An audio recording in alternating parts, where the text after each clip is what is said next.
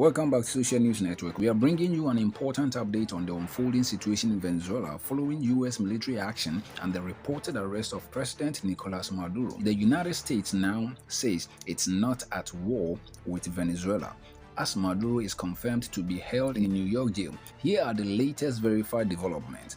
U.S. Secretary of State Marco Rubio says America is not at war with Venezuela, but rather conducting what he describes as a law enforcement operation against international drug trafficking organization.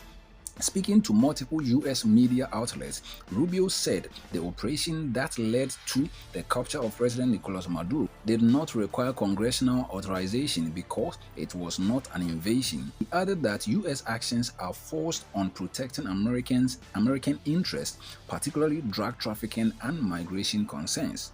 According to U.S. officials, President Nicolás Maduro and his wife, First Lady Celia Flores, were captured during Saturday's operation and removed from Venezuela. Maduro is now being held in a New York jail where he faces drug trafficking-related charges. He has repeatedly denied the accusations that he led or supported a drug cartel.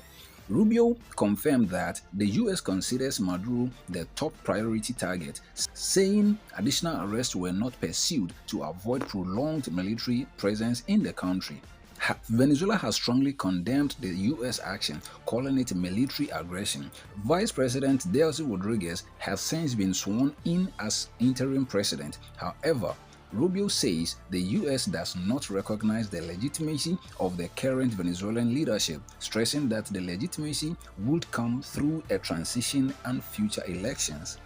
Rubio warned that the United States retained what he called multiple levers of leverage if Venezuela does not cooperate.